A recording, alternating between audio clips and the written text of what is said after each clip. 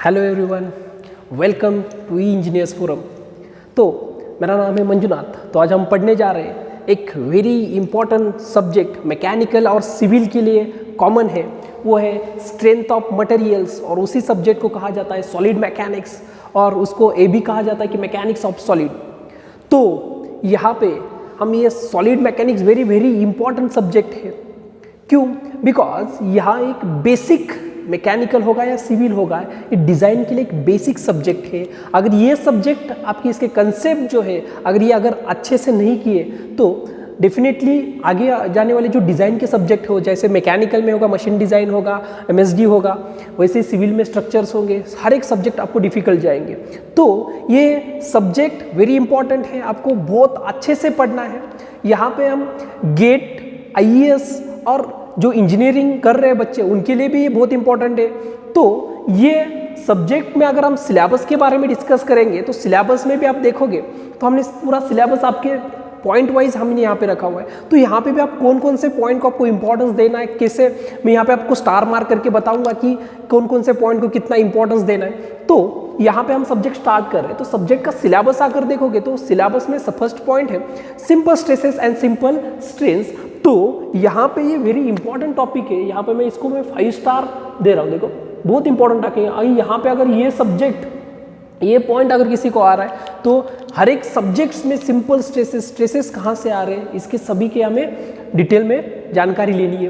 तो next point है thermal stresses. ये भी एक इंपॉर्टेंट पॉइंट है। अगर मैकेनिकल पॉइंट ऑफ व्यू देखा जाएगा तो ये भी एक इंपॉर्टेंट सब्जेक्ट है।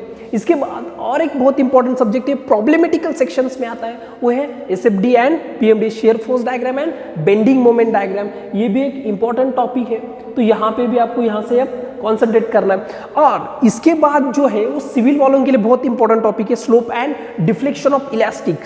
Slope and deflection of elastic. तो civil purpose it is very very important subject, sorry important point. ये बहुत इंपॉर्टेंट पॉइंट आपके लिए है। तो इसके बाद अगर देखेंगे तो theory of shear stresses, theory of bending stresses, theory of shear stresses, theory of bending stresses है। तो ये भी एक इंपॉर्टेंट टॉपिक कहा जाता है, बट जहाँ पे हमने स्टार मार्क करते आ रहे हैं तो ये भी एक सिंपल से क्वेश्चन, 1 मार्क के क्वेश्चन इस पॉइंट से आपको आ सकते हैं। प्रॉब्लमेटिकल भी सेक्शन यहाँ पे है। तो यहाँ पे फॉर्मूलेज एंड प्रॉब्लम्स, ये दोनों को एक साथ आपको कंबाइन करके यहाँ पे क्वेश्चन आएंगे। इसके बाद थ्योरी ऑफ टॉर्शन भी इंपॉर्टेंट टॉपिक है। यहाँ पे मैं इसको 3 स्टार दे रहा हूँ। इसके बाद थ्योरी ऑफ कॉलम में 2 ही फॉर्मूले हैं, 2 ही फॉर्मूले के ऊपर पूरा थ्योरी ऑफ कॉलम आपको पढ़ना है। यहाँ पे हम short column and long column के ऊपर हम डिस्कस करने वाले हैं। तो यहाँ पे भी 2 फॉर्मूले, ओनली 2 फॉर्मूले। तो ये भी यहाँ पे भी कभी कभी क्वेश्चन पूछे जा सकते हैं। तो यहाँ पे नेक्स्ट जो है principal stresses and principal strains. तो ये थोड़ा सा इंपॉर्टेंट टॉपिक और कहा जाता है, बिकॉज आगे जाके इसको आपको पढ़ना है। तो ये principal stresses and principal strains होगा। इसके बाद थ्योरी ऑफ फेल्योर। तो आपको आगे जाके हर एक सेक्शन में देखना कि actually theory of failure, material fail कैसे होता है। तो यहाँ पे आपको 5 थ्योरीज है, जो मेजर 5 थ्योरीज है, आपको यहाँ पे भी देखना है। इसके बाद गेट में जो है प्रेशर वेसल्स में भी आपको thin and thick pressure vessels के बारे में पढ़ना है। तो ये आपका टोटल सिलेबस आपके पास है। तो बच्चों को डाउट होता है कि सर आपने तो सिलेबस बताया, बट बहुत बच्चे फ़ोन करते हैं कि भाई यहाँ पे रेफरेंस बुक कौन कौन से यूज़ करने हैं। अगर आप अच्छे से वीडियो लेक्चर्स भी आप कर रहे हो तो आपको रेफरेंस की ज़रूरत सिर्फ प्रॉब्लम सॉल्विंग के लिए आपको करना है। तभी भी किसी को रेफरेंस पढ़ने से थोड़े कंसेप्ट क्लियर होते होंगे। तो उसके लिए अगर मैंने यहाँ पे रेफरेंसेस भी लिखे हुए, आप पोपो का बुक यूज़ कर सकते हैं। इंग्लिश ऑथर अगर चाहिए, फॉरेन ऑथर्स, तो आप ये बुक्स आप बियर एंड जॉनसन यूज़ कर सकते हो। बियर ऑफ जॉनसन भी बहुत बढ़िया बुक है, रीडर भी बहुत बढ़िया बुक है। अगर कोई इंडियन ऑथर का अगर चाहिए बुक तो आप रामामूर्तम कभी भी यूज कर सकते हो। यहाँ पे प्रॉब्लम्स बहुत इंपॉर्टेंट, यहाँ से प्रॉब्लम्स आपको बहुत सारे प्रॉब्लम्स उन्होंने दिए हुए, तो इस बुक से आपको प्रॉब्लम्स भी पढ़ने हैं। तो ये टोटल स्ट्रेंथ ऑफ मटेरियल्स का आपके पास सिलेबस है। तो उसके बाद हम सिलेबस के बाद देखेंगे कि आपको सब्जेक्ट पे इंपॉर्टेंस कौन कौन सी चीज़ें हैं। हम थोड़ा सा इंट्रोडक्टरी पार्ट है, तो हम यहाँ पे अजम्पशंस पढ़ेंगे। अजम्पशंस के बाद सब्जेक्ट कैसे, कहाँ से आया, कैसे जनरेट हुआ, तो हर एक बेसिक चीज़ आपको पता होनी चाहिए। तो अब हम स्टार्ट करने जा रहे हैं हमारा स्ट्रेंथ ऑफ मटेरियल। तो हम अभी देखेंगे कि सॉलिड मैकेनिक्स। तो सॉलिड मैकेनिक्स पढ़ने से पहले हम उसका एक हिस्ट्री देखेंगे कि सॉलिड मैकेनिक्स आया कहाँ से। तो सॉलिड मैकेनिक्स आया है मैकेनिक्स से। सॉलिड मैकेनिक्स कहाँ से आया है? मैकेनिक्स से। अभी ये मैकेनिक्स एक्चुअली होता क्या है? मैकेनिक्स, सॉलिड मैकेनिक्स कहाँ से आया है? मैकेनिक्स से आया। तो mechanics is nothing but the science that deals with both stationary and rigid body, influenced by forces. तो mechanics is nothing but science that deals with both moving and stationary body, influenced by moving and stationary bodies influenced by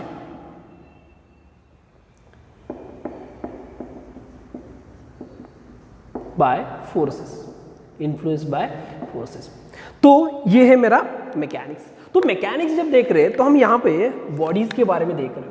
तो generally हम देखा जाता है कि दो types की bodies होती है। जनरली हम क्या देखे जाए? दो टाइप्स की बॉडी देखिए। तो यहाँ पे जब मैकेनिक्स के अंदर मैं बॉडीज के बारे में बात कर रहा हूँ तो जनरली इस बॉडीज को हम डिवाइड करते हैं दो पार्ट्स में। तो एक होती है रिजिड बॉडी, ये रिजिड बॉडी, और दूसरी होती है डिफॉर्मेबल बॉडी। कौन सी होती है? Deformable body. तो जब हम रिजिड बॉडी के बारे में हम देखेंगे तो रिजिड बॉडी का टोटल एनालिसिस हम किया जाता है इंजीनियरिंग मैकेनिक्स के अंदर, इस सब्जेक्ट के अंदर इस रिजिड बॉडी का पूरा अब एनालिसिस किया जाता है। एंड टॉम और थ्योरी ऑफ मशीन भी बोलते हैं। टॉम थ्योरी ऑफ मशीन के अंदर टोटल रिजिड बॉडी का जितना भी स्टडी है, जितना भी एनालिसिस है, हम इस सब्जेक्ट के अंदर करेंगे। तो जैसे हम डिफॉर्मेबल बॉडी बोले तो डिफॉर्मेबल बॉडी के अंदर भी मैं दो पार्ट्स आगे में बनाऊंगा कि ये बॉडीज होती है सॉलिड एंड फ्लूइड। तो मैं ये फ्लूइड के बारे में अगर मैं बात करूंगा, तो फ्लूइड बॉडी डिफॉर्मेबल है तो ये टोटल एनालिसिस ये फ्लूइड मैकेनिक्स सब्जेक्ट के अंदर होती है। किसके अंदर होती है? Fluid mechanics. आगे जाके हम देखेंगे फ्लूइड मैकेनिक्स के अंदर होती है। तो ये सब्जेक्ट आपको अलग से पढ़ना है कि फ्लूइड के बारे में, जो डिफॉर्मेबल फ्लूइड्स है उसके बारे में पूरा एनालिसिस आपको इस फ्लूइड मैकेनिक्स सब्जेक्ट के अंदर पढ़ना है। जैसे हम सॉलिड बॉडी बोले तो सॉलिड बॉडी जितने भी हमने यहाँ पे हम अगेन फोर्सेस का भी स्टडी करना है। तो सॉलिड बॉडी के ऊपर जनरली हम दो टाइप्स के फोर्सेस बोले जाते हैं कि एक static force and dynamic force. Static force और static load and dynamic load.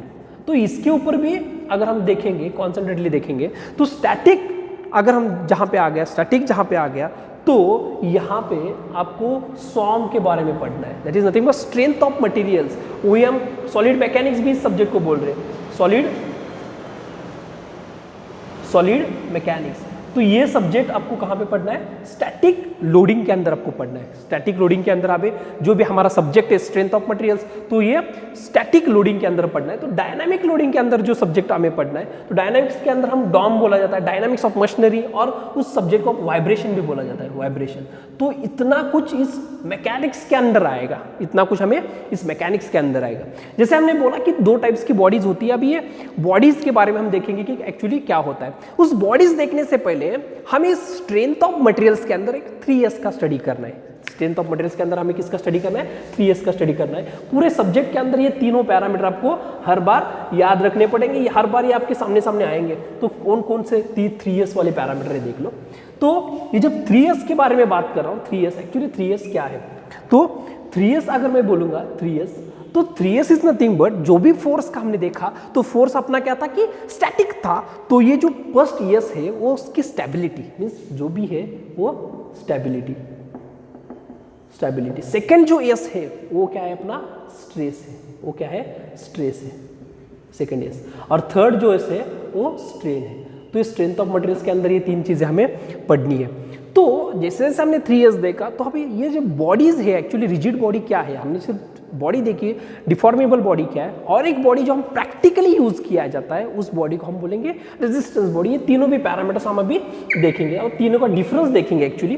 तो मैं इस 3 ब्लॉक्स के अंदर इसको मैं डिवाइड कर देता हूँ। देखो फर्स्ट बॉडी जो हम देख रहे हैं वो कौन सा ही? मेरी रिजिड बॉडी है। फर्स्ट बॉडी जो देख रहे हैं हम रिजिड बॉडी है। आपको ये अगर समझ में आ गया तो अपने आप पूरा सब्जेक्ट भी समझ में आएगा। रिजिड बॉडी होती क्या है, और इस रिजिड बॉडी को ही हम बोलते हैं कि आइडियल बॉडी, और उसको आइडियल केस भी बोलते हैं। आइडियल केस, ये क्या है, ये आइडियल केस है। रिजिड बॉडी क्या है, आइडियल केस है। तो अगर रिजिड बॉडी के बारे में हम देखना है तो यहाँ पे मैं एक एग्जांपल लेके बताता हूँ आपको। मैं क्या कर रहा हूँ, एक रॉड कंसीडर कर रहा हूँ। यहाँ पे क्या कर रहा हूँ, एक रॉड कंसीडर कर रहा हूँ। ये रॉड कंसीडर कर रहा हूँ। इस रॉड के ऊपर मैं कुछ फोर्सेस या लोड अप्लाई करने वाला हूँ। इस रॉड के ऊपर कुछ फोर्सेस एंड लोड अप्लाई करने वाला हूँ। तो इस रॉड के डायमेंशंस आपको मैंने दिया हुआ है। इस रॉड का डायमीटर है कैपिटल डी, उसका लेंथ कुछ दिया हुआ है कैपिटल एल, और इसमें अगर कुछ स्मॉल चेंजेस हो गए वो दिखाने के लिए मैं यहाँ पे एक डिस्टेंस मार्क कर रहा हूँ, स्मॉल डी।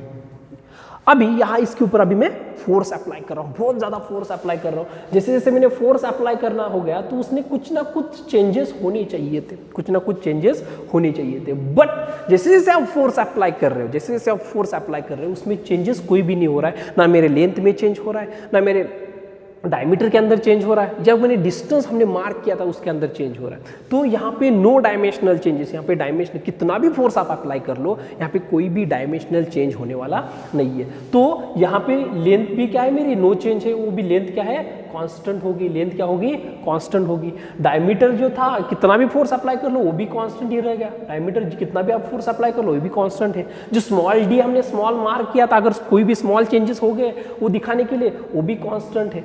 तो यहाँ पे अगर आप देखोगे तो ये क्या है, नो डायमेंशनल चेंजेस। तो यहाँ पे क्या है, नो डायमेंशनल चेंजेस। तो यहाँ पे डायमेंशनल चेंजेस कोई भी नहीं है, no dimensional changes,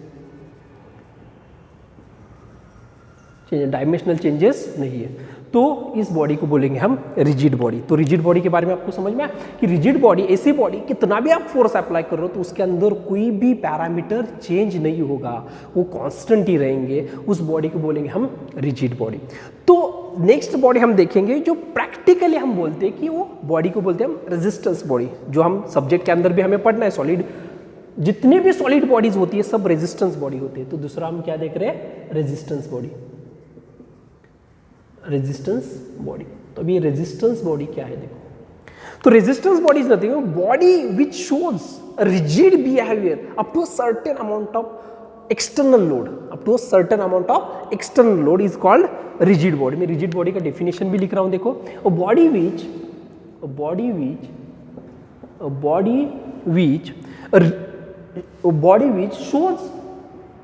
shows rigid behaviour up to certain amount of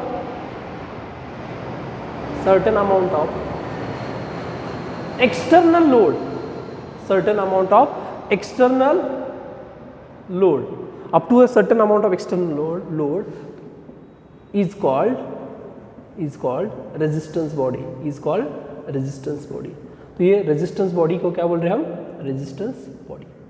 तो ये कुछ हद तक फोर्स सह पाती है, उसके बाद अपना डायमेंशन चेंज करेगी या वो ब्रेक भी हो सकती है। तो आप एग्जांपल के तौर पे आप बोल सकते हो कि डैम्स, अगर डैम्स एग्जांपल अगर मैं कंसिडर कर लूँगा तो क्या बोल सकता हूँ मैं, डैम्स बोल सकता हूँ। ये कुछ हद तक वो रेजिस्ट कर सकता है, उसके बाद अगर उसके ऊपर फोर्स बढ़ गया तो वो टूट जा सकता है, टूटेगा, आराम से टूट सकता है। तो ये रेजिस्टेंस बॉडी होती है, प्रैक्टिकल बॉडी होती है, प्रैक्टिकली बॉडी होती है। और उसको भी हम जितने भी सॉलिड बॉडी कहा जाता है उस सॉलिड बॉडी को हम क्या बोलते हैं, हम all solid bodies are resistance bodies,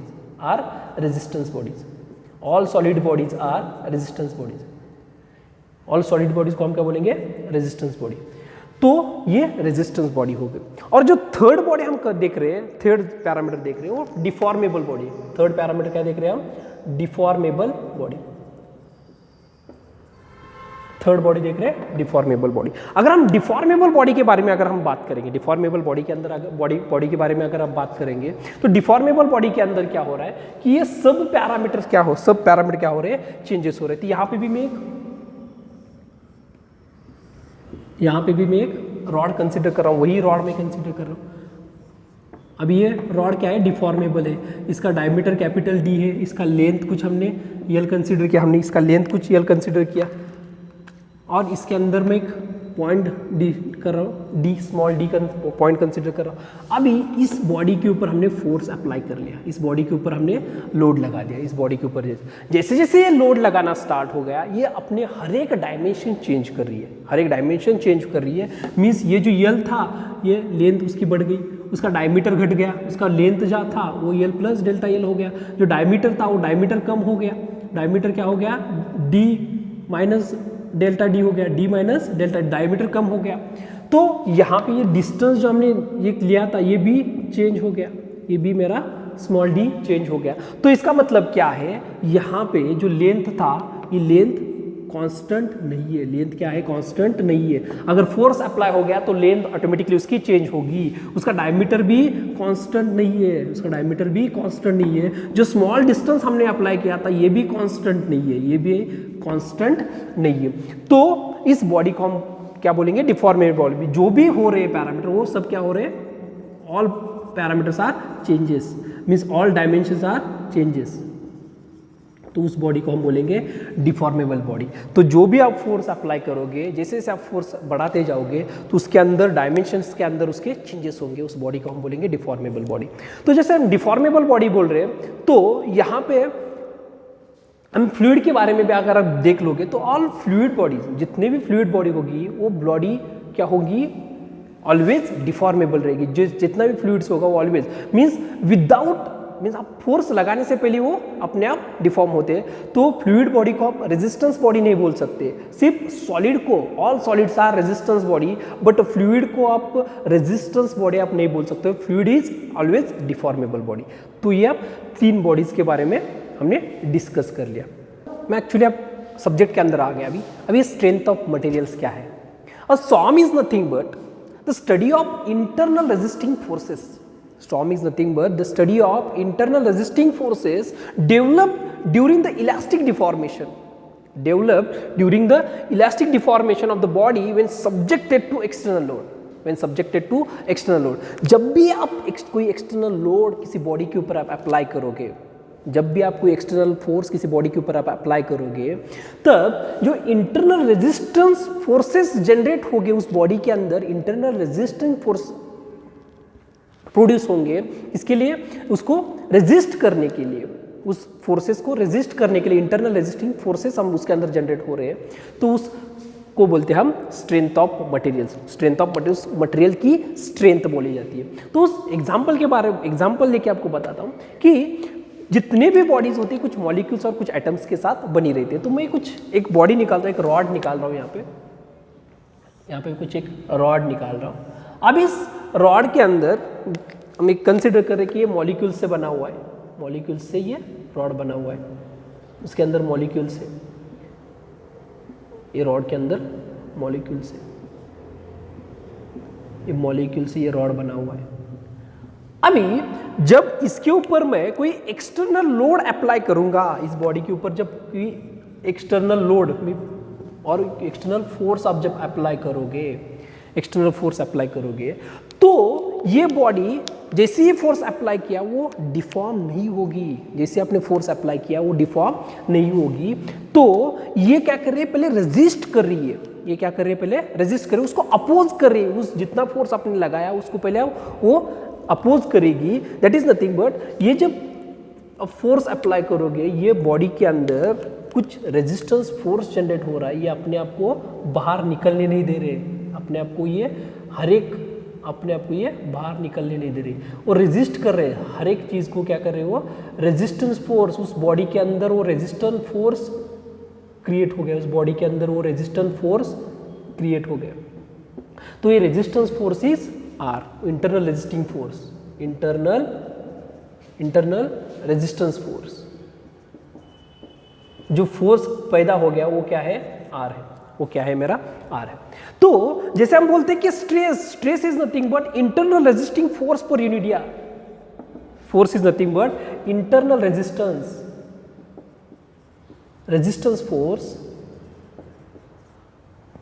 force per unit area, ये क्या है मेरा, स्ट्रेस है।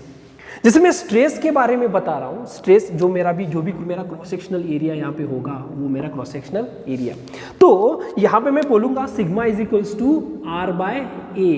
But again Newton's third law क्या बता रहा है, every action there is equal but opposite reaction. So जो आर इज इक्वल्स टू मैं बोल सकता हूँ पी, जितना मैंने एक्सटर्नल लोड अप्लाई किया है वो अपना है रेजिस्टेंस, जो कौन बता रहा है, न्यूटन्स थर्ड लॉ। तो according to Newton's third law again मैं क्या बोल सकता हूँ, फोर्स पर यूनिट एरिया, इसलिए हम पी बाई ए लिखते हैं। इसलिए हम क्या लिखते हैं, P by A. P by is nothing but again it resistance force, आप आर को आप इक्वल बोल सकते हो। तो ये मेरा स्ट्रेंथ ऑफ मटेरियल है। तो यहाँ पे हमने और एक चीज डिस्कस की कि इलास्टिक डिफॉर्मेशन क्या होता है। इंटरव्यू के लिए क्वेश्चन आते हैं, बहुत बार इंटरव्यू में क्वेश्चन पूछे कि एक्चुअली व्हाई इलास्टिक डिफॉर्मेशन तक ही क्यों आप सॉम पढ़ते हो। तो अभी ये इलास्टिक डिफॉर्मेशन क्या है देख लो। तो इलास्टिक डिफॉर्मेशन जो भी इंटरव्यू क्वेश्चंस आएंगे तो आपको ये अच्छे से टैकल करना है। तो elastic deformation is nothing but जो भी स्मॉल चेंजेस होंगे, elastic deformation is nothing but जो भी स्मॉल चेंजेस होते वहां तक ही आप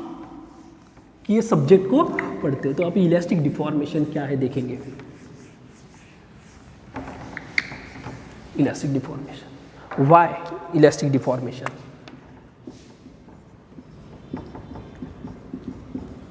क्यों इलास्टिक डिफॉर्मेशन तक ही क्यों,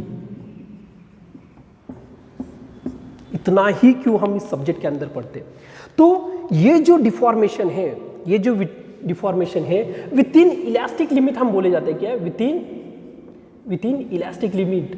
हम देखेंगे आगे जाके इलास्टिक लिमिट एक्चुअली क्या है, बट उससे पहले सब्जेक्ट स्टार्ट करने से पहले हम ये बोले।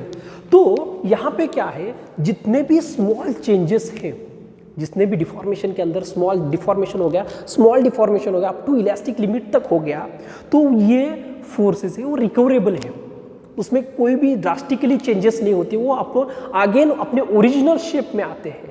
तो इस सब्जेक्ट पढ़ते समय उसके अंदर हमें क्या देखना है, हमने बहुत इसके आगे जाके देखेंगे बहुत कुछ अजम्पशंस भी आपको देखने। तो उस अजम्पशंस से पहले हम क्या है कि ये जो जितने भी डिफॉर्मेबल है इलास्टिक लिमिट के अंदर है वो क्या है, रिकवरेबल है। तो उस बॉडी का शेप साइज वो आपको जैसे था वैसा ही रिगेन होगा। तो इसीलिए हम इस सब्जेक्ट को अप टू इलास्टिक डिफॉर्मेशन बोलते। तो इलास्टिक डिफॉर्मेशन हमने क्या बोला, तो क्या है, जो भी फोर्सेस है वो क्या है, रिकवरेबल है,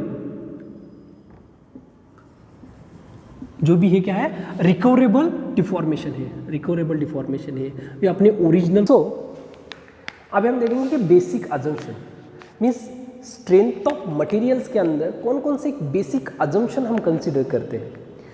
अभी अजम्पशन कंसीडर करने का क्या है कि हम चीज़ों को आसान बना देते हैं। अजम्पशन कंसीडर करते हैं का मतलब क्या, हम चीज़ों को आसान बना देते हैं। तो बेसिक अजम्पशन जो हम सॉम के अंदर जो हम कंसिडर करते हैं, बेसिक अजम्पशन हम सॉम के अंदर जो कंसिडर करते हैं कौन कौन से हैं। सो बेसिक अजम्पशंस,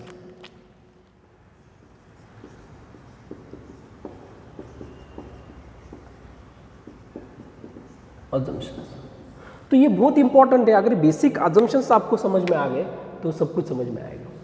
तो फर्स्ट अजम्पशन कंसिडर किया है, the material is continuous without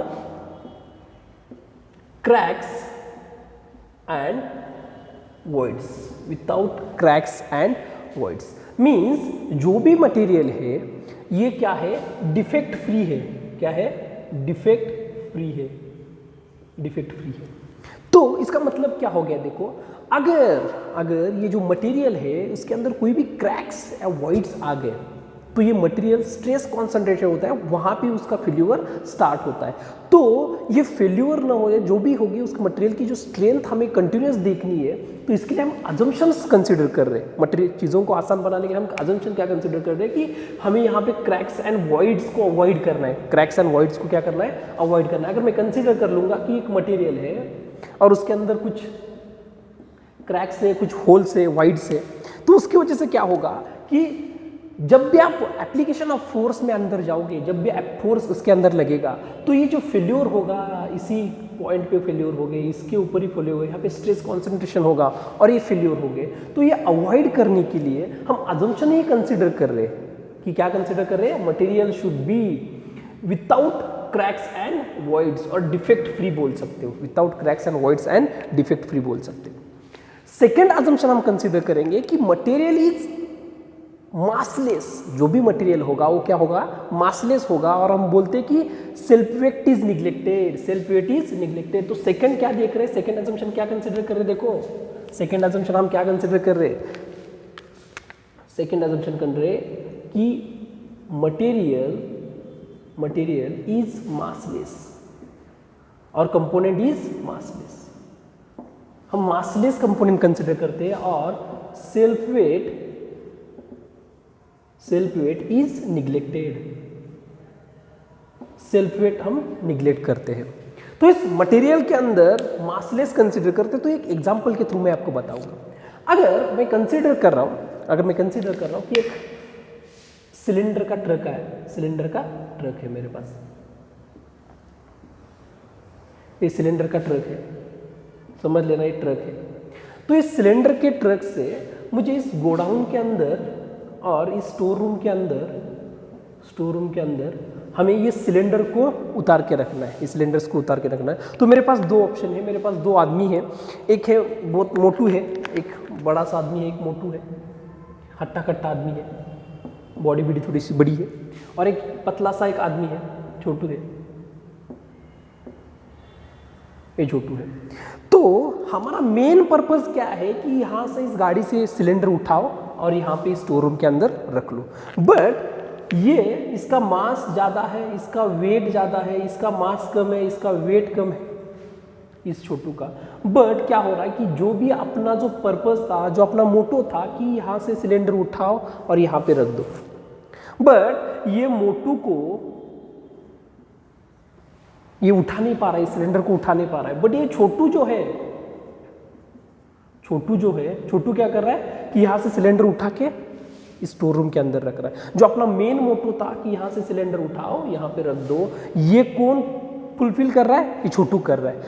तो यहाँ से अपना जो मोटो था कि वेट उठा के यहाँ पे रखना है, ये छोटू कर रहा है। उसका मतलब हमें जो अपना फाइनल मोटो जो था वर्क का, तो ये कौन कर रहा है, छोटू कर रहा है। तो हमें उसके मास से और उसके वेट से कुछ मतलब नहीं है। अपना पर्पस क्या था, सिर्फ वहाँ से वेट उठा के यहाँ पे रख दो, तो ये पर्पस था। तो ये पर्पस छोटू अपना फुलफिल कर रहा है। बट मोटू से बड़ा मास बड़ा वेट होकर भी ये अपना पर्पस फुलफिल नहीं कर रहा है। उसका मतलब इस जो भी कंपोनेंट है उसके या में क्या है, ये मासलेस कंसिडर कर रहे हैं। तो ये इंटरव्यू में क्वेश्चंस आते हैं, बहुत बार पीएसयूज के इंटरव्यू में इसके ऊपर क्वेश्चन आया हुआ है। तो ये भी आप थोड़ा सा ध्यान रखना कि ऐसे क्वेश्चन पूछते हैं कि why we are not considering the weight of that component. तो ये उसका मेन पर्पस है कि हम मासलेस कंसिडर करते हैं। तो उस समय हमें मेन पर्पस क्या है कि वहाँ से उठा के यहाँ पे रखना है। तो ये कौन फुलफिल कर रहा है, ये छोटू कर रहा है। यही एग्जाम्पल अगर मैं एक किड्स के अंदर अगर मैं बताऊंगा, तो ये देखो एक एग्जाम्पल है, मैं आपके सामने और एक रख रहा हूँ। अगर सिविल इंजीनियरिंग के बच्चे हैं तो उनको अच्छे से जानते होंगे। तो यहाँ पे अगर आपने 1940s का अगर कोई मैं ब्रिज देख रहा हूँ और 2020 के अंदर जो एक ब्रिज का कंसिडरेशन कर रहा हूँ, देखो अगर 1940 के अंदर अगर मैं 1940 के अंदर अगर मैं जाऊँगा तो वहाँ पे जो ब्रिजेस थे वो ब्रिजेस की साइज़ बहुत बड़ी थी, उसकी साइज़ बहुत बड़ी थी और उसका मासेस भी बहुत बड़े थे। अगर यहाँ के अगर 2020 के अंदर अगर मैं जाऊँगा तो ब्रिजेस की जो साइजेस है पुराने ब्रिजेस से बहुत कम साइज के साइजेस हो गए। ये ब्रिजेस है बहुत कम साइज के हो गए, इसकी साइज कम हो गई, इसकी मास कम हो गए। बट यहाँ पे क्या था, जो व्हीकल्स की क्वांटिटी थी जब 1940 के अंदर जो व्हीकल्स थे बहुत कम क्वांटिटी के में व्हीकल्स उस रोड के उस ब्रिज के ऊपर से गुजरते थे। बट अभी जब 2020 के अंदर आ गए तो व्हीकल्स की क्वांटिटी भी बढ़ गई। देखो यहाँ पे मास भी कम है बट व्हीकल्स बहुत ज़्यादा वो कैरी कर रहा है। यहाँ पे मास ज़्यादा है बट व्हीकल्स तब कम थे, तब भी इससे मतलब क्या है, तो इस चीज़ों में हम इसका मास कंसिडर नहीं करते, उसका वेट कंसिडर नहीं करते, मास कंसिडर नहीं करते, वेट कंसिडर नहीं करते उस कंपोनेंट का। हमारा मेन मोटो क्या था कि इसके ऊपर से जितने भी व्हीकल्स जाने चाहिए वो ब्रिज वैसे के वैसे स्ट्रांग रहना चाहिए था। तो ये दोनों एग्जांपल्स भी आपके सामने हैं। तो देखो द मटेरियल इज मासलेस। कभी भी क्वेश्चन अगर आपको पूछा गया इंटरव्यू के अंदर या कभी भी ओरल के अंदर आपको क्वेश्चन पूछा गया कि सेल्फ वेट हम क्यों नहीं कंसिडर करते, तो आप इस एग्जाम्पल के थ्रू भी आप इनको आंसर दे सकते हो। करेक्ट। तो ये सेकेंड अजम्पशन हो गया। अगर मैं थर्ड अजम्पशन कंसिडर कर लूँ तो थर्ड अजम्पशन मैं अगेन सभी अजम्पशंस एक बार लिख के दूंगा। सो यहाँ पे थर्ड अजम्पशन अगर मैं कंसिडर कर लूँ तो थर्ड अजम्पशन है the material should be homogeneous and isotropic. क्या है third assumption? The material should be homogeneous and isotropic. Material क्या होना चाहिए? Homogeneous and isotropic. The material should be homogeneous and isotropic. Homogeneous and isotropic. The material should be homogeneous and isotropic. अभी देख लो कि ये material homogeneous क्या होता है, आइसोट्रोपिक क्या होता है।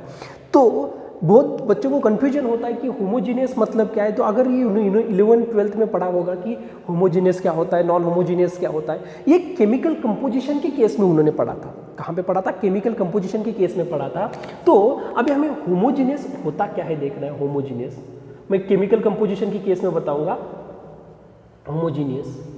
तो homogeneous material and non homogeneous material क्या होता है? नॉन होमोजीनियस ये केमिकल के केस में बता रहा हूँ, अगेन बता रहा हूँ मैं कि केमिकल कंपोजिशन के केस में बता रहा हूँ होमोजीनियस जो आपने पढ़ा था। अगर मैं होमोजीनियस के केस में कंसिडर करता हूँ, मैं एक बकेट लेता हूँ और इस बकेट के अंदर कुछ पानी भर देता हूँ और इस पानी के अंदर मैं क्या करता हूँ, कुछ शुगर क्यूब्स, जो शुगर क्यूब्स मिलते हैं वो शुगर क्यूब्स इसके अंदर डाल देता हूँ, शुगर डाल देता हूँ। और इसको मैं क्या करता हूँ, देखो मैं दोनों भी एग्जांपल आपके सामने रखता हूँ। यहाँ पे भी मैंने वही बकेट ली हुई है, यहाँ पे मैंने वही शुगर क्यूब्स इसके अंदर डाले हुए हैं, यहाँ पे पानी है। अभी यहाँ पे क्या है, मैंने विदाउट स्टीयर, मैंने स्टीयर नहीं किया इसको, विदाउट स्टीयर। अगर मैं इसको विदाउट स्टीयर में यहाँ से क्या कर रहा हूँ कि अभी मैं क्या कर रहा हूँ कि यहाँ से एक ग्लास ऑफ वाटर मैंने लिया, यहाँ से हमने ऊपर से ग्लास ऑफ वाटर एक हमने लिया। अभी जब ग्लास ऑफ वाटर लिया तो यहाँ पे जो था ये जो क्यूब्स है मैंने स्टीयर नहीं किया हुआ है, तो ये टोटली डिजॉल्व इसके अंदर नहीं हुए, ये नीचे ही है। तो मैंने ऊपर से वाटर लिया तो इसका जो स्वीटनेस था, नो स्वीट मीन्स ये स्वीटनेस नहीं था। ये जैसा पानी का था टेस्ट, वही पानी का टेस्ट इसके अंदर लग रहा है। बट होमोजीनियस में करने के लिए मैंने क्या किया, इसके अंदर एक रॉड डाल के इसको मैं अच्छे से स्टीयर किया और इस क्यूब्स को मैंने डिजॉल्व होने दिया, इस चीज़ को डिजॉल्व होने दिया। अभी मैंने क्या किया कि यहाँ से एक ग्लास ऑफ वाटर क्या निकाला, पानी निकाला, और इसको मैं जब पी के देख रहा हूँ तो ये क्या हो रहा है, बहुत स्वीट है। तो इसका मतलब क्या है, अगर मैं केमिकल के केस में बताऊंगा कि होमोजेनियस क्या होता है, कि इसमें जो शुगर क्यूब्स थे वो टोटली डिजॉल्व हो गए, शुगर क्यूब्स थे क्या, टोटली डिजॉल्व हो गए। तो यहाँ पे जो होमोजेनियस कंटिन्यूटी जो पैरामीटर था, तो यहाँ पे क्या है, होमोजेनियस के अंदर हमने टोटली स्टीयर किया, उसको डिजॉल्व होने दिया, तब मुझे ये टोटली जो कंपोजिशन था, हाँ कि लग रहा है भाई ये होमोजेनियस है। और यहाँ पे क्या है कि ये जो स्वीट शुगर क्यूब्स है वो टोटली डिजॉल्व नहीं हुए, तो ऊपर वाला जब मैंने लिया तो ये क्या है कि नॉन होमोजेनियस है, तो इसके अंदर ये अच्छे से डिजॉल्व नहीं हुआ है, तो उसको बोलेंगे हम non homogeneous. But engineering materials के केस में अगर जाएंगे, इंजीनियरिंग मटेरियल्स के अंदर अगर जाएंगे तो होमोजीनियस कुछ अलग पैरामीटर है। देख लो इंजीनियरिंग मटेरियल्स के अंदर होमोजीनियस पैरामीटर क्या है। तो ये मैंने केमिकल कंपोजिशन जो आपका जो फर्स्ट, सो आप 11th-12th में जो पढ़ते थे केमिकल कंपोजिशन, तो इसके अंदर जो केमिस्ट्री फिजिक्स के अंदर था, तो ये है होमोजीनियस, केमिस्ट्री के अंदर था। तो अभी हम इंजीनियरिंग मटेरियल्स में होमोजीनियस होता क्या है, तो हम फर्स्ट पैरामीटर देख लें, होमोजीनियस। बहुत बार इंटरव्यू में क्वेश्चन पूछे जाते हैं होमोजीनियस, तो ये होमोजीनियस का मतलब क्या है, अगेन एक ग्रीक वर्ड है, होमोजीनियस क्या है, ये एक ग्रीक वर्ड है। तो होमोजीनियस का मतलब क्या है, देख लो, होमो का मतलब क्या है, ये हम होमो इज नथिंग बट सेम बोलते हैं, होमो का मतलब क्या है, सेम बोलते हैं। और ये जीनियस का मतलब ग्रीक वर्ड में क्या है, ओरिजिन, जीनियस का मतलब क्या है, ओरिजिन। अभी यहाँ पे क्या है, देखो होमोजीनियस, तो होमोजीनियस का मतलब क्या है, यहाँ पे जो भी प्रॉपर्टी करते हैं एट एनी पॉइंट, मैं क्या देख रहा हूँ, देखो एट एनी पॉइंट, ये थोड़ा सा यहाँ पे फोकस करता हूँ, at any point in one direction, direction हमारी क्या है, एक ही डायरेक्शन में है। At any point in one direction the properties are same, the properties are same, properties are same is called homogeneous, is called homogeneous.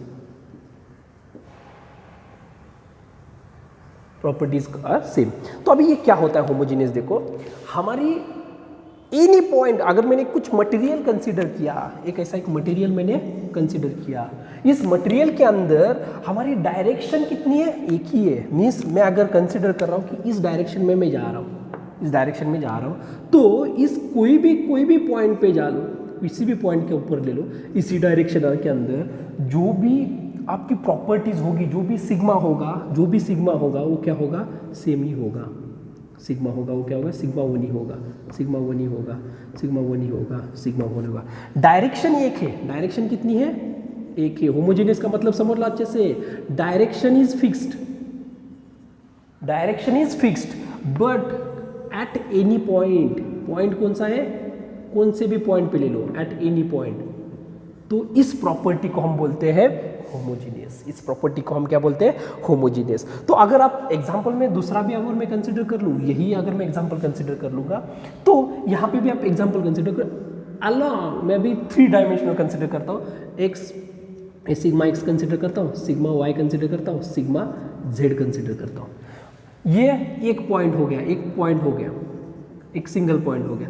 अगर मैं यहाँ पे कंसीडर कर लूँ तो यहाँ पे भी मुझे सिग्मा एक्स मिल रहा है, यहाँ पे सिग्मा वाई मिल रहा है, तो यहाँ पे सिग्मा जेड मिल रहा है। तो ये पॉइंट नंबर 2 है, ये पॉइंट नंबर 2 है, ये पॉइंट नंबर 2 है। देखो यहाँ पे अगर मैं डायरेक्शन, एक डायरेक्शन कंसीडर कर लूँगा, मैं अगर एक्स डायरेक्शन कंसीडर कर रहा हूँ, देखो मैं अगर मैं एक्स डायरेक्शन कंसीडर कर रहा हूँ, तो एक्स डायरेक्शन में जो भी मेरा स्ट्रेस है, जो भी मेरी प्रॉपर्टी है, वो क्या है, सेम है, सिग्मा एक्स ही है, उसकी क्वांटिटी क्या है, सेम है। बट कोई भी पॉइंट पे ले लो आप, इसी पॉइंट के ऊपर भी अभी आपने निकाला तो ये sigma x, sigma y, sigma z ही निकलेगा, पॉइंट नंबर 3। अगर मैं पॉइंट नंबर 4 के ऊपर भी कंसीडर कर लूँगा तो यहाँ पे भी sigma x, sigma y, sigma z यही होना चाहिए। तो अलॉन्ग वाई डायरेक्शन, अगर मैं डायरेक्शन में वाई कंसीडर कर लूँगा तो मुझे सिग्मा वाई ही आ रहा है, सिग्मा वाई ही आ रहा है। अगर मैं डायरेक्शन जेड कंसीडर कर रहा हूँ तो सिग्मा जेड ही आ रहा है, सिग्मा जेड ही आ रहा है, कोई भी पॉइंट के ऊपर ले लो। तो यहाँ पे क्या है, देखो होमोजेनियस का मतलब क्या है, जो direction is fixed, direction is fixed at any point, कोई भी पॉइंट, कोई भी उस बॉडी के अंदर, उस मास के अंदर कोई भी पॉइंट कंसीडर कर लो, एट एक ही डायरेक्शन के अंदर कोई भी पॉइंट के ऊपर आपकी प्रॉपर्टी क्या होनी चाहिए, सेम होनी चाहिए। उसको हम बोलेंगे होमोजीनियस प्रॉपर्टी, उसको क्या बोलेंगे हम, होमोजीनियस प्रॉपर्टी। तो यहाँ पे अगर एग्जांपल के तौर पे अगर हमने देखा होगा होमोजीनियस मटेरियल कौन कौन से होते हैं, तो होमोजीनियस के अंदर हम एग्जांपल के ऊपर हम लिख सकते हैं एग्जांपल्स। तो एग्जांपल्स में आयरन बोल सकता हूँ, आयरन बोल सकता हूँ, सिल्वर है मेरे पास, सिल्वर है, और जितने भी मटेरियल्स आप बोलोगे, गोल्ड है, कॉपर है, सब गोल्ड है, कॉपर है, तो ये क्या है, ये सब होमोजीनियस मटेरियल है। क्या ये सब होमोजीनियस मटेरियल। अभी यहाँ पे होमोजीनियस का मतलब तो समझ में आ गया। अभी ये आइसोट्रॉपिक होता क्या है, नेक्स्ट प्रॉपर्टी क्या है अपनी, नेक्स्ट क्या है, आइसोट्रॉपिक क्या होता है। तो ये आइसोट्रॉपिक का मतलब आपको अभी समझ में आना चाहिए। देखो आइसोट्रॉपिक, होमोजीनियस तो अभी समझ में आ गया, तो अभी आइसोट्रॉपिक क्या होता है देख लो।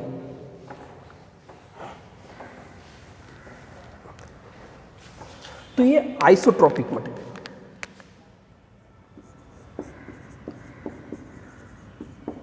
तो यहां पे देखो, यहां पे 2 कंडीशन आगे ना गई, ये भी एक ग्रीक वर्ड है, ये भी एक ग्रीक वर्ड है। तो आइसो का मतलब क्या है, आइसो का मतलब अगेन सेम, आइसो का मतलब क्या है, ये सेम, ये आइसो का मतलब सेम है। अब ये ट्रॉपिक जो है, ट्रॉपिक का मतलब है डायरेक्शनल प्रॉपर्टी। क्या ये डायरेक्शनल प्रॉपर्टी, डायरेक्शनल प्रॉपर्टी। अभी यहाँ पे थोड़ा सा केयरफुली देखना, अभी यहाँ पे ये क्या है, आइसोट्रॉपिक। यहाँ पे material is said to be isotropic when the elastic property और any property at a point and any direction.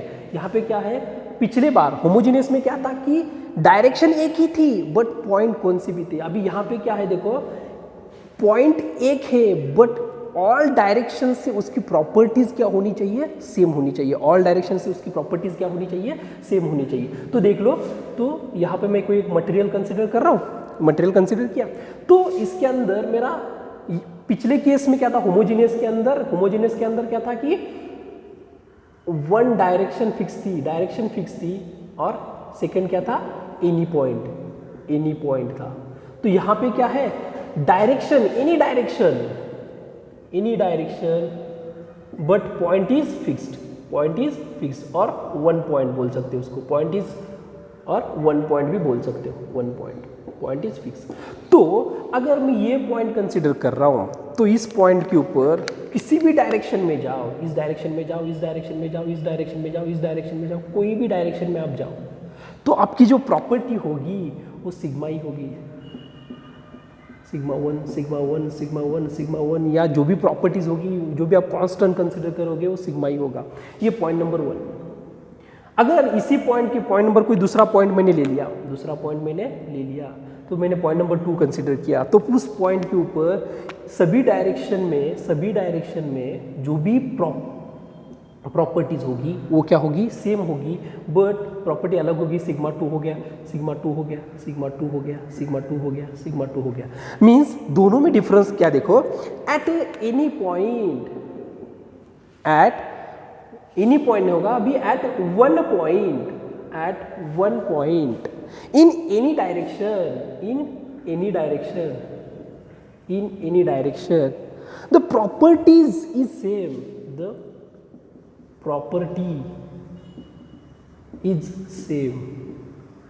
it is called as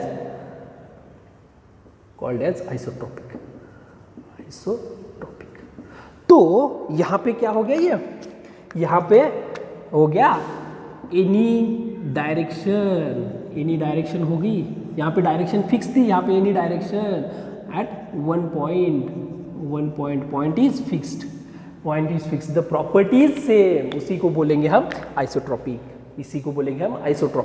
but आपको material should be homogeneous and isotropic, दोनों को मिला के कंबाइन बोला है। आपको ये आइसोट्रोपिक समझ में आ गया, अभी होमोजीनियस समझ में आ गया, तो आपको एंड यहाँ पे और नहीं लिखा है, यहाँ पे एंड लिखा है, तो ये क्या होगा, होमोजीनियस प्लस आइसोट्रोपिक होगा। तो हम देखेंगे अभी होमोजीनियस प्लस आइसोट्रोपिक क्या होता है। देखो, तो ये हमें अजम्पशन के अंदर कंसिडर करना है, material should be homogeneous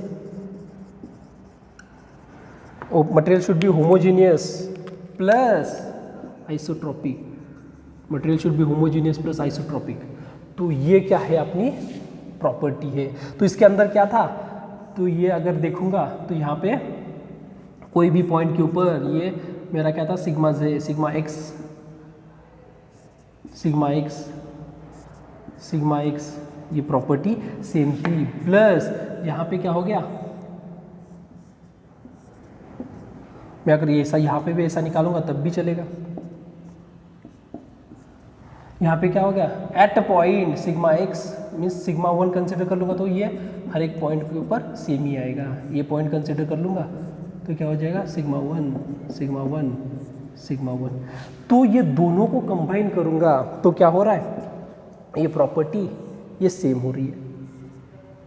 eight any point at any direction, अभी क्या हो गया, एनी पॉइंट एनी डायरेक्शन, मेरी प्रॉपर्टीज क्या होनी चाहिए, सेम होनी चाहिए। जो material should be homogeneous plus isotropic eight any point and any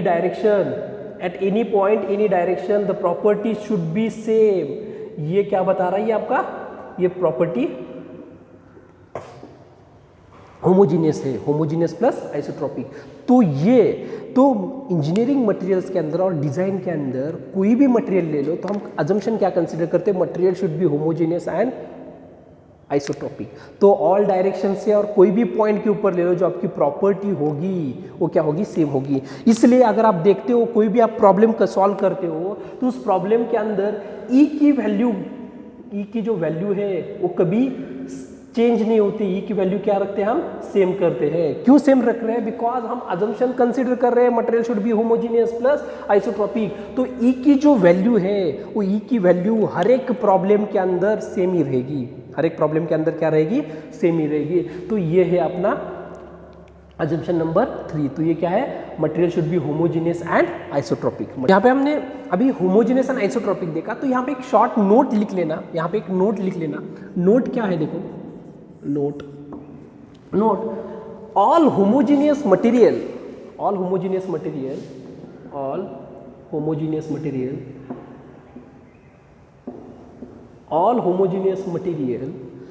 need not be isotropic, need not be isotropic and vice versa. Means all homogeneous material need not be isotropic होने नहीं चाहिए, but यहाँ पे vice versa भी क्या मतलब क्या है, all isotropic materials need not be homogeneous, but however some homogeneous materials are isotropic, some homogeneous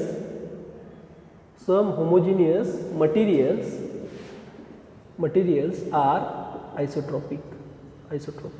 तो इसी कोई 1 मार्क्स में आप कोई क्वेश्चन आ सकता है, तो ये नोट में लिख लेना. तो इसका मतलब क्या है दिखाता हूँ. देखो, all homogeneous material need not to be isotropic. अगर मैं कोई एक मटेरियल कंसिडर कर रहा हूँ, तो उस मटेरियल के अंदर मैं अगर देखूंगा ये पॉइंट के ऊपर, ये पॉइंट सिग्मा 1 है, सिग्मा 2 है, सिग्मा 3 है, सिग्मा 1 है, सिग्मा 2 है, सिग्मा 3 है.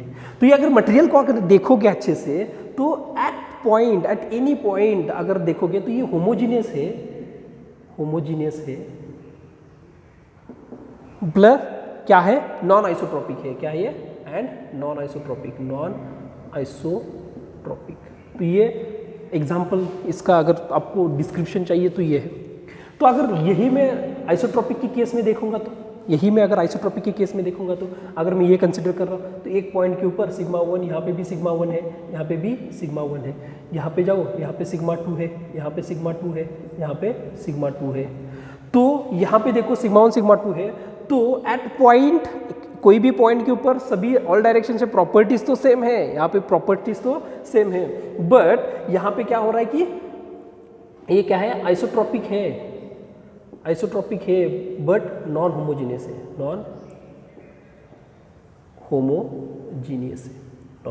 है. एक इंपॉर्टेंट नोट है आपके लिए. तो यहाँ से अगेन मैं थोड़ा सा मटेरियल की अजम्पशन, ये तो अजम्पशंस नहीं है, बट अगर हमने यहाँ पे हमने निकाल ही दिया है कि होमोजीनियस क्या है, आइसोट्रोपिक क्या है, तो मैं यहाँ पे अगेन दो प्रॉपर्टीज, अगेन आपको दो पॉइंट्स आपको बताना चाहता हूँ. एक ऑर्थोट्रोपिक एंड एनआइसोट्रोपिक क्या होता है. ऑर्थोट्रोपिक का मतलब क्या है, देखो यहाँ पे भी ऑर्थोट्रोपिक क्या है एंड एनआइसोट्रोपिक क्या है. देखो, अभी हमने आइसोट्रोपिक का मतलब निकाल ही दिया है, तो आप ये भी एक चीज थोड़ा सा ध्यान से देख लेना.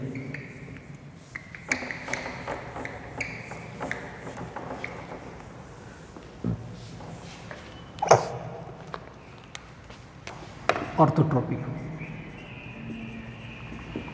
अभी ऑर्थो का मतलब ग्रीक में क्या है कि परपेंडिकुलर. ऑर्थो का मतलब क्या है, परपेंडिकुलर. ट्रोपिक का मतलब क्या है, directional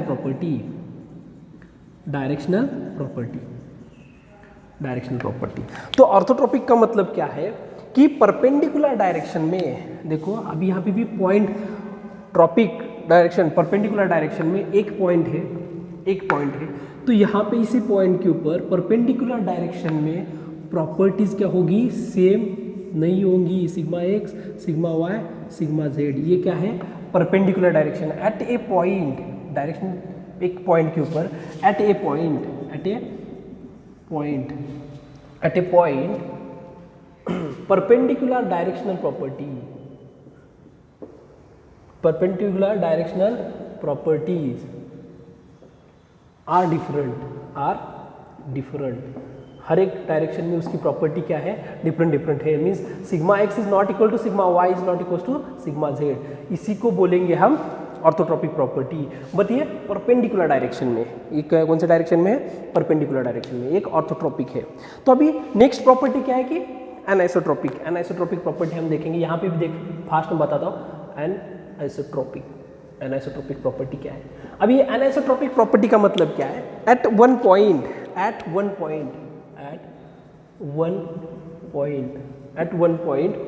all direction the properties are different. The properties are different.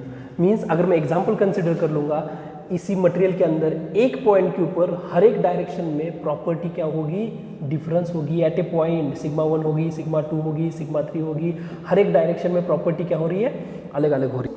Fourth assumption हम देख रहे हैं कि एनालिसिस, फोर्थ अजम्पशन क्या है कि analysis will be done on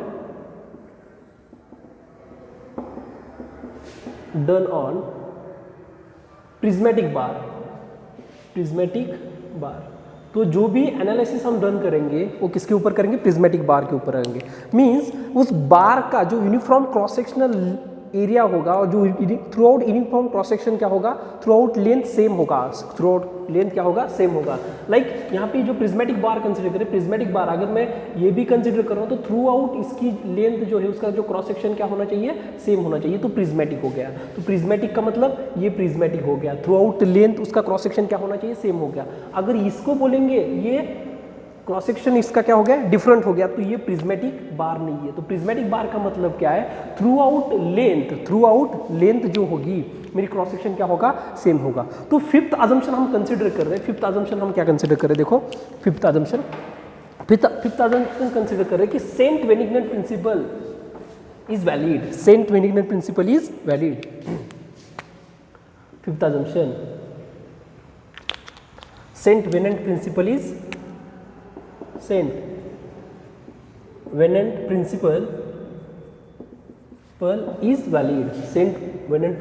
valid. अब ये सेंट वेनिग्नन प्रिंसिपल इज वैलिड क्या बता रहा है, यहाँ पे क्या है कि सेंट वेनिग्नन प्रिंसिपल के ऊपर जो भी स्ट्रेस कॉन्सेंट्रेशन होगा वो क्या होने लगा कि हम एज्यूम नहीं करेंगे। स्ट्रेस कॉन्सेंट्रेशन क्या होगा, जहाँ पे भी क्रॉस सेक्शन वीक हो गया तो यहाँ पे स्ट्रेस कॉन्सेंट्रेशन होने के चांसेस होते हैं। तो sudden changes in parameter causes stress concentration to avoid that stress concentration। तो डिजाइन के अंदर हमें सेंट वेनिग्नन प्रिंसिपल, जो भी यहाँ पे स्ट्रेस कॉन्सेंट्रेशन होगा उसको हमें अवॉइड करना है, और जो सिक्स्थ अजम्पशन है, superposition principle is valid. Superposition principle is valid.